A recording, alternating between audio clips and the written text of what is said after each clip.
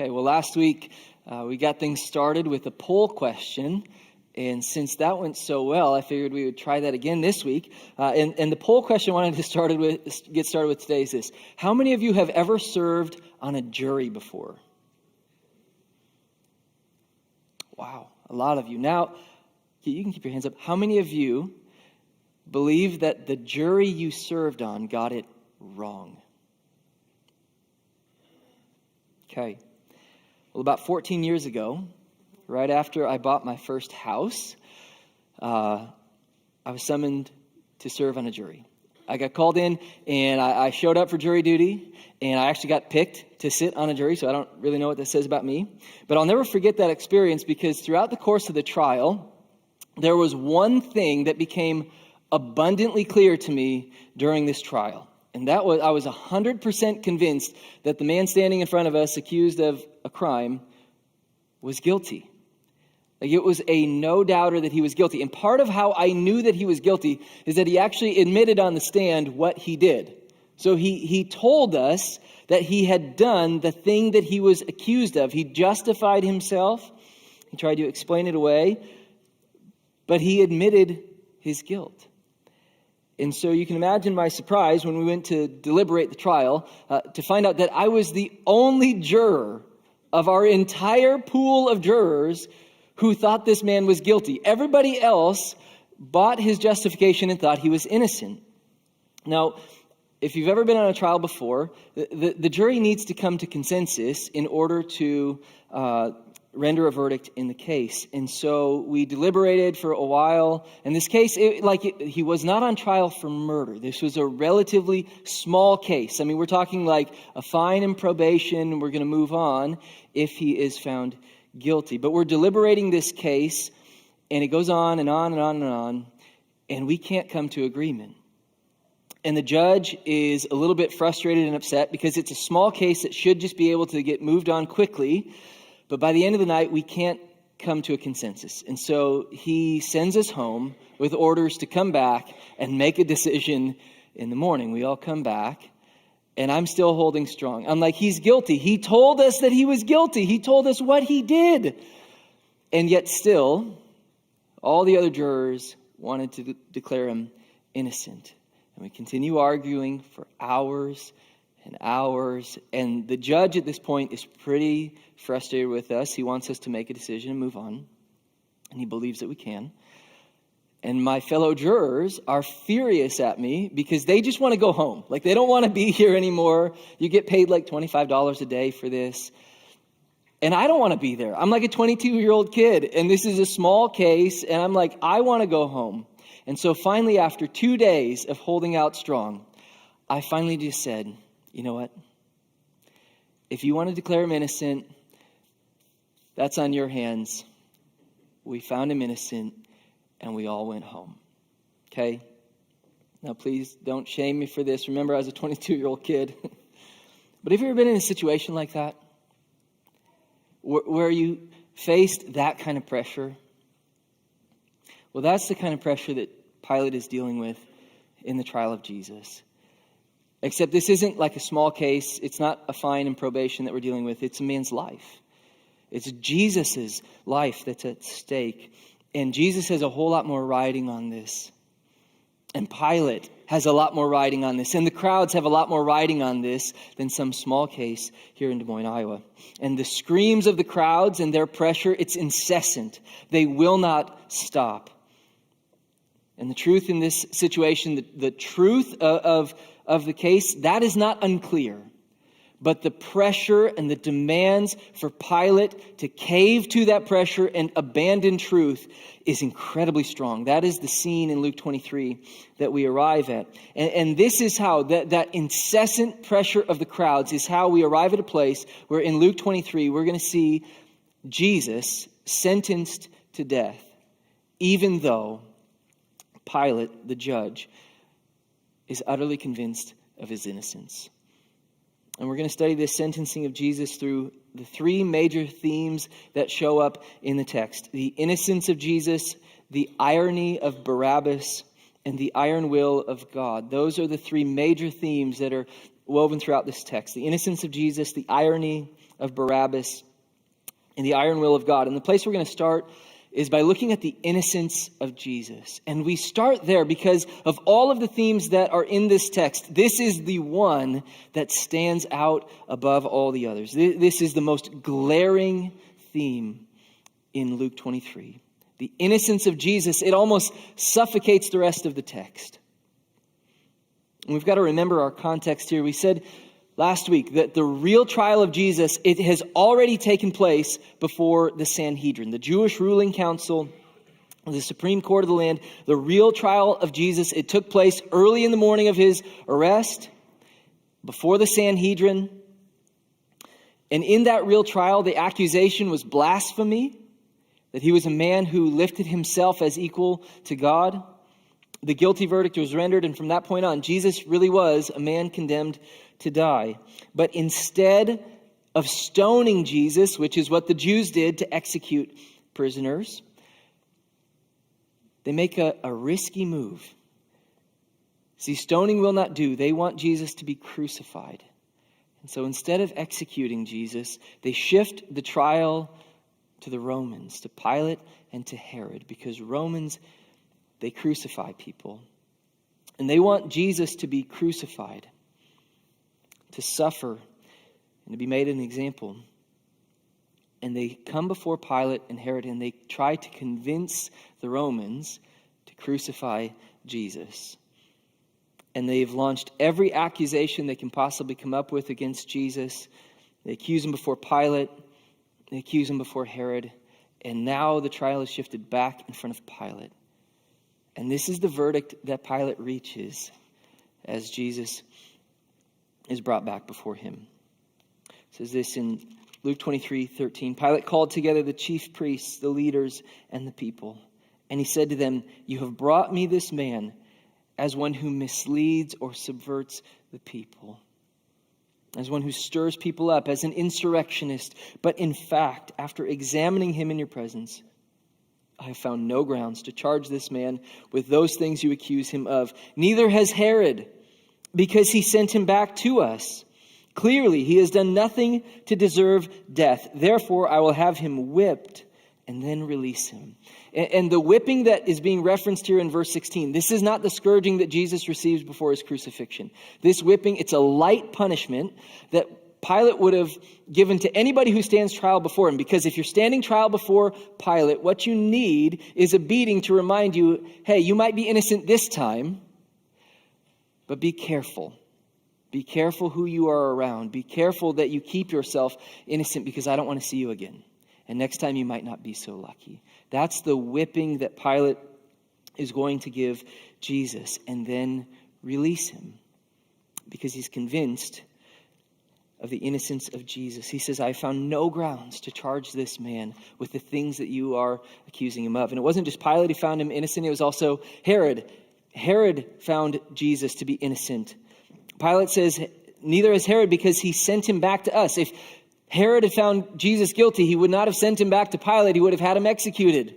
He would have killed him, but he didn't, because Herod is convinced of the innocence of Jesus. And if you get outside of our text in Luke 23, you find that also Judas found Jesus to be innocent. Even Judas, the one who betrayed Jesus in the first place and handed him over, he found Jesus to be innocent. When Jesus was dragged to the trial before Pilate, Judas saw it. Judas saw Jesus before Pilate, and it destroyed his conscience. And he goes back to the people who had paid him off to betray Jesus. He throws the money back to them.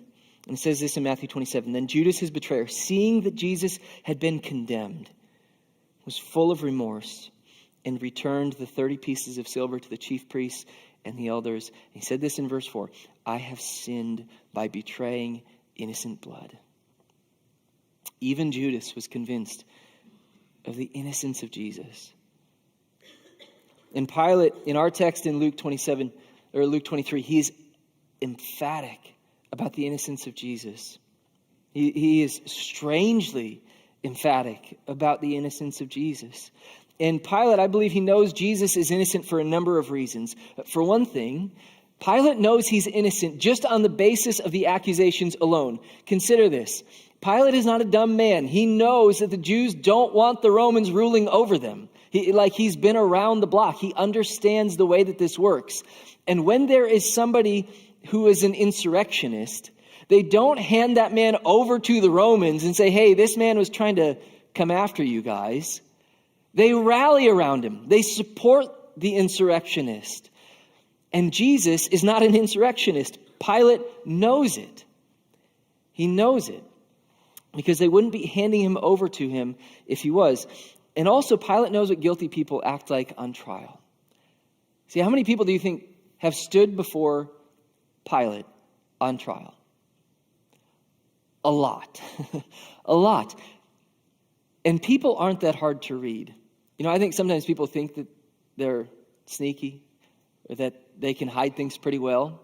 People just aren't that hard to read, especially when you spend a lot of time with people. I'd say by and large, people are actually very easy to read, especially when you spend a ton of time with people. And Pilate has spent a ton of time with people, and in particular, facing criminals. And the thing about Jesus is that Jesus is a man who just exudes goodness. He radiates goodness. Everybody around Jesus knew that there was something different and special about Jesus. Jesus radiates goodness. And as he's on trial, think about the way that Jesus is conducting himself while on trial.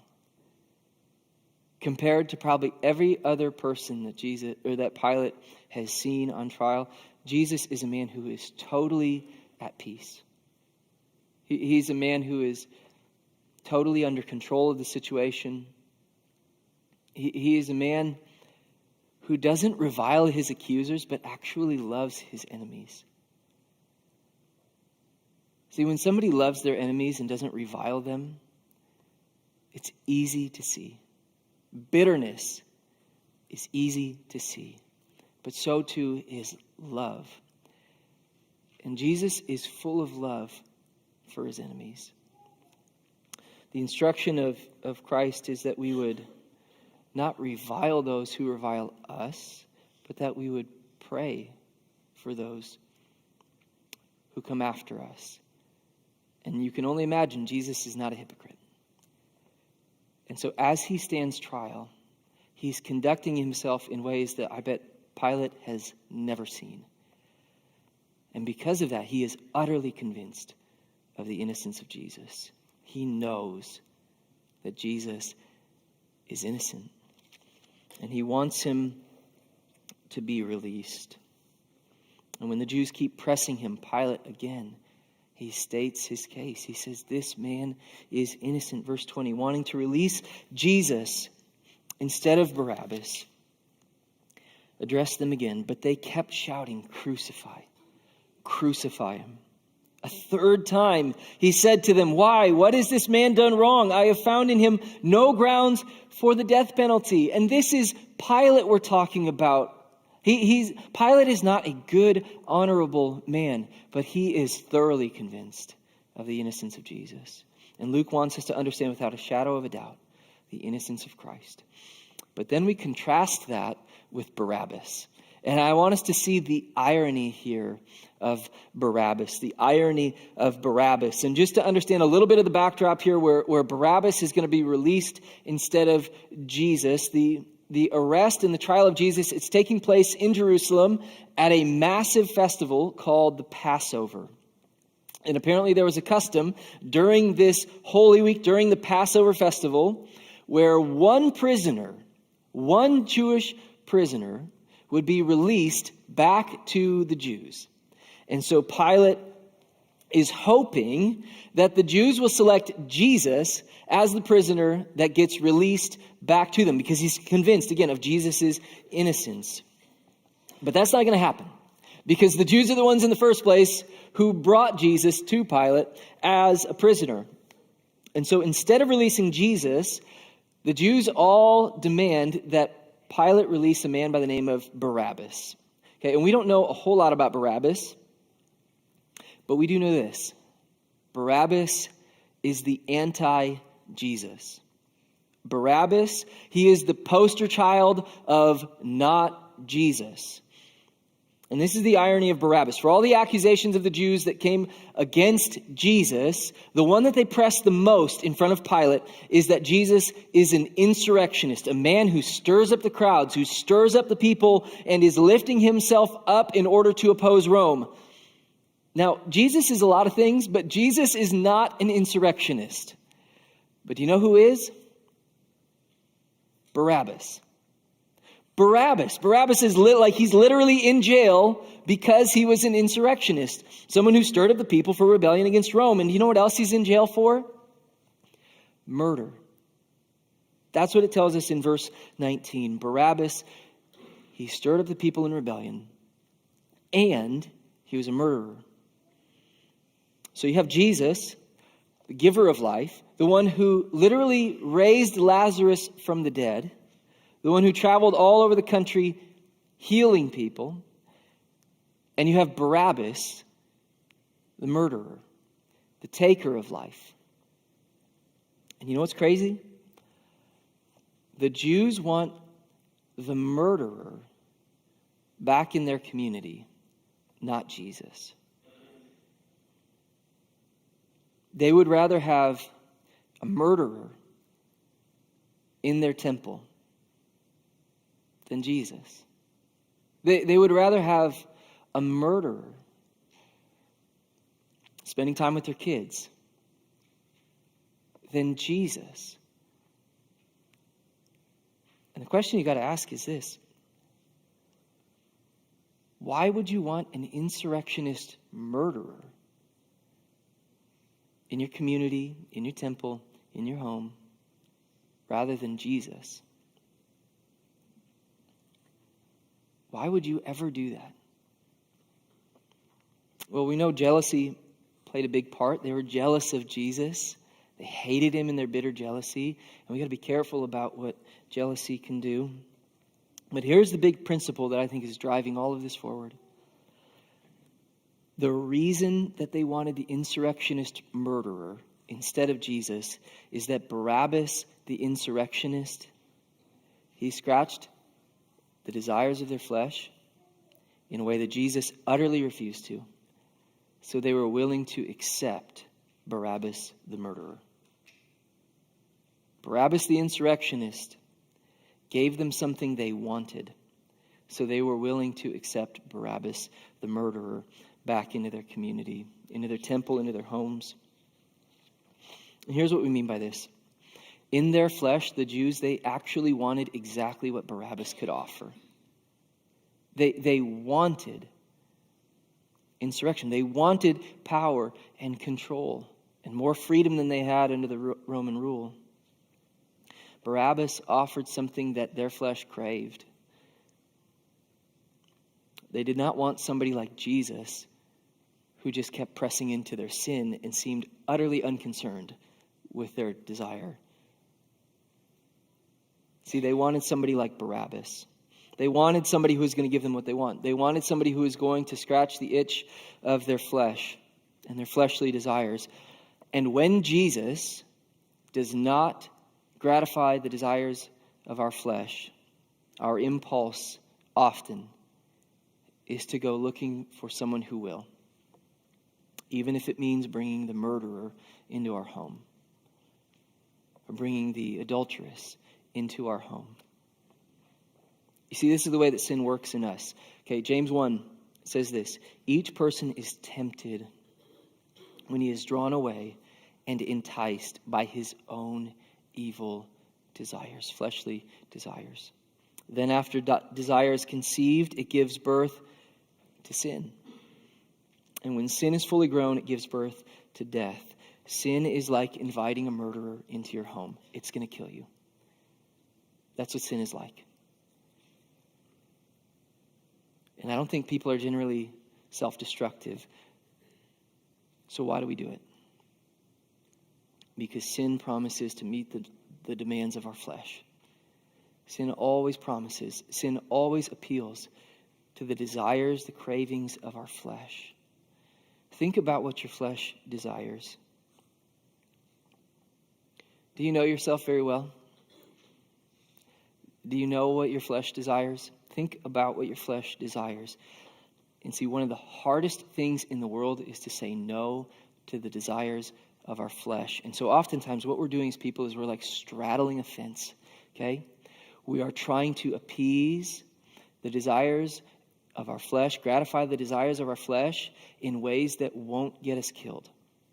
We're trying to scratch the itch of our flesh, but do it in a way that keeps us out of trouble, that prevents us from experiencing the consequence of gratifying our flesh. People are often straddling a fence. And people in the church, Christians, people who call themselves Christians, and even those who genuinely are in Christ, we are not above this. We can have a conscience that's been completely seared to our sin, and we live our lives constantly straddling this fence, seeking to gratify the desires of our flesh, hoping to stay out of trouble. Gratify, scratch the itch, but not too much, so that the murderer doesn't actually get in our home. But see, gratifying the desires of your flesh, it is inviting the murderer into your home. Saying no to the desires of our flesh, it is one of the most difficult things in the world. The desire of the flesh, it is so powerful. Lust is incredibly powerful. Greed, the desire for possessions, comfort, pleasure. These desires that have justified all kinds of a lack of obedience or just outright disobedience to the Lord. These desires are incredibly powerful. And that little drip, drip, drip of desire, it wears on people. You ever had poison ivy before? It's so tempting to just scratch that itch. Oh, and when you do, it is satisfaction for like 10 seconds. And then you've got to scratch it again. And then it's satisfying for about 5 seconds, and then you got to scratch it again. And then it's not really satisfying when you're not scratching, and you just have to constantly be scratching. And as you do, it feels so good and simultaneously so bad, because eventually you're just tearing your flesh off. Okay? That's like the desire of the flesh. It's like an itch. It's like poison ivy. And when that little drip, drip, drip of desire is gnawing away at us, it feels like that itch must be scratched. And when you go looking to have that itch scratched, you will not find Jesus. The problem is, you will find Barabbas. You will find the murderer who's going to destroy your family, who's going to destroy your heart for God. He'll scratch the itch, but he will destroy your heart for worship. Pornography will scratch the itch, but it will destroy your heart for worship. It will ruin your family. Manipulation or control, manipulating your kids, controlling your kids, manipulating your spouse, controlling your spouse, it will scratch the itch, but it will gut your heart for worship. It will destroy your family. Comfort and pleasure, social media, living vicariously other people's lives, it'll scratch the itch, but it will destroy your heart for worship. Food, drink, alcohol, it can scratch the itch, but it will gut your heart for worship. It all comes at a price, and the greatest price is your heart of worship. When we go looking to gratify the flesh, we forfeit real worship in the Spirit. You see, when my heart's not full of real worship for Christ, and when the church is not full of real worship for Christ, what is the issue? Is the issue that God is not real? Is the issue that God is not good? Is the issue that the worship team just isn't good enough? No. I'm looking to gratify my flesh. And when you go looking to gratify your flesh, you won't find Jesus. Jesus does not love your flesh. Jesus hates your flesh. He loves you. And he wants to give you real life in the Spirit. And you can't sow to the flesh and reap real worship in the Spirit. Galatians 6, Paul, he says, don't be deceived. God is not mocked. Whatever a person sows, he will also reap. That's a terrifying verse. Because the one who sows to his flesh will reap destruction from the flesh, but the one who sows to the Spirit will reap eternal life from the Spirit. And sowing to the flesh and sowing to the Spirit are two completely incompatible things. It is a choice between the two. You can't scratch the itch of the desires of your flesh while sowing to the Spirit. It will not do. That's not the fence that you're straddling. You're either starving your flesh so that you can sow to the Spirit, or you are starving the Spirit and sowing to your flesh. Galatians 5:16, Paul says, I say then, walk by the Spirit, and you will certainly not carry out the desire of the flesh. They are incompatible with each other. For the flesh desires what is against the Spirit, and the Spirit desires what is against the flesh. These are opposed to each other, so that you don't do what you want. He's saying the desires of the flesh and the desires of the Spirit, they are in absolute and utter opposition to each other. There is no fence to straddle sowing to the flesh and the Spirit.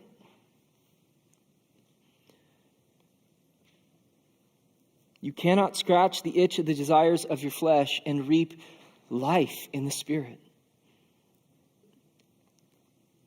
If you are looking to gratify the desires of your flesh, you will find destruction. You are inviting the murderer in to your heart and into your home. In Romans 8, Paul says, so then, brothers and sisters, we are not obligated to the flesh, to live according to the flesh. Because if you live according to the flesh, you're going to die. But if by the Spirit you put to death the deeds of the body, you will live.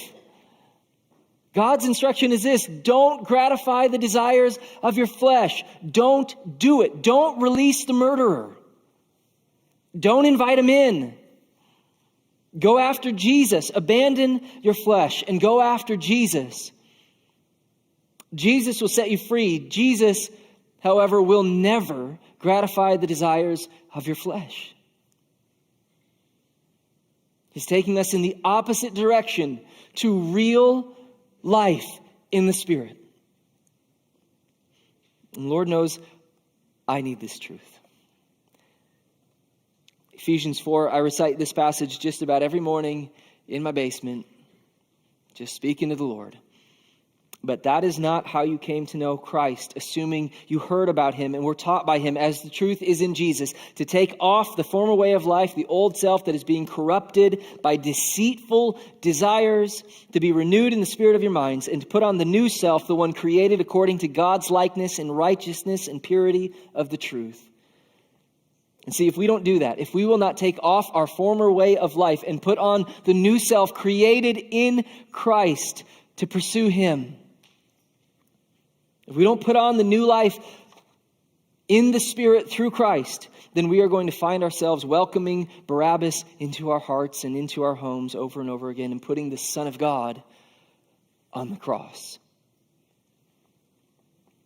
You see, the crowds, the Sanhedrin, the religious leaders, I am convinced, I don't know about you, but I am convinced that, see, somewhere inside of them, they did have a fear of God. I think somewhere inside of them, they had, you see, people are complicated. People aren't just all bad and all good. I think somewhere inside of them, they had some sort of fear of God, some love of God. But they are acting in ways here in Luke 23 that are utterly insane, completely irrational. They've totally gone off the deep end. They're putting an innocent man to death on a cross. And I don't think they started with that in mind. But you see, their desires for the flesh at some point led them into utter insanity. They were seeking to gratify their flesh, gratify the desire for power, for control. See, did they get into religious leadership because of the desire for power and control? I don't know. But probably not, or at least not entirely. But at some point, that little drip, drip, drip of the flesh, the desires of the flesh, it grabbed hold of their heart and they gave in to it. They crossed a line. They seared their conscience. And they started to justify all kinds of sin in their lives. And you see, once you start scratching, it's very hard to stop. And sin in our life, it doesn't get less crazy over time. It gets more and more risky. Once you justify one thing, it's a lot easier to justify it again. It's like breaching a dam. Once the water gets through, all the other water's coming right behind it. And pretty soon your life can be spiraling out of control and you're just trying to keep a lid on it. Straddling the fence, gratifying my flesh, hoping not to get in trouble. See, this is why preaching doesn't land sometimes. Because I've already quit trying. I'm actually living a different life. I might be here in the church. I might profess Christ. But I already quit trying a long time ago. The game I'm playing, the life I'm trying to live, is straddling the fence, gratify my flesh, hope not to get in trouble. And Jesus says you can't live that way. Or your life is going to spiral out of control because you're inviting a murderer into your home and into your heart. Now, in saying all of that, I want us to see our last theme in the passage, okay? Because even when this scene in Luke 23 looks totally out of control, and even in our lives, we can look at our lives and feel like it is spiraling out of control. Even still, we can't miss that in all of this, it is the will of God that prevails, the iron will of God. In everything happening in our lives and in everything going on in Luke 23, we need to see that none of it is beyond the sovereign goodness of our God. I want you to see something in Luke 23. By the time that we get to Luke 23, verse 23, Pilate has already declared Jesus innocent 3 times. But this is what happens. They kept up the pressure, demanding with loud voices that he be crucified, and their voices went out. So Pilate decided to grant their demand and released the one that they were asking for, who'd been thrown into prison for rebellion and murder, but he handed Jesus over to their will. 3 times, Pilate declares, I am handing this man over to the will of these evil, wicked people who are going to crucify Jesus. 3 times. Pilate, he tells them he is handing Jesus over to the will of this evil, wicked crowd. But who is in control of all of it? Is it really the will of these evil people? It is God who is sovereignly in control over all of it. You know, Luke, he wrote about this exact scene again. Luke, he didn't just write the Gospel of Luke. Luke also wrote the book of Acts. And in the book of Acts, in Acts chapter 2, Luke records for us a sermon that Peter preached at Pentecost.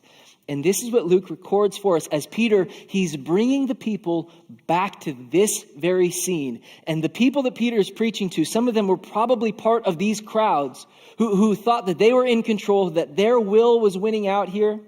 And Peter tells them this in Acts 2:23. Though he was delivered up, it was according to God's determined plan and foreknowledge. You used lawless people to nail him to a cross and kill him, and God raised him up. And this is so important. Pilate handing Jesus over to the will of the crowds, it is real.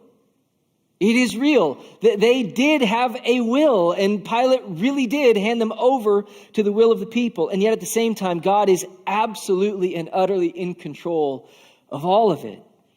It is all happening according to God's determined plan. It's like this little window into the mystery of how even in our evil,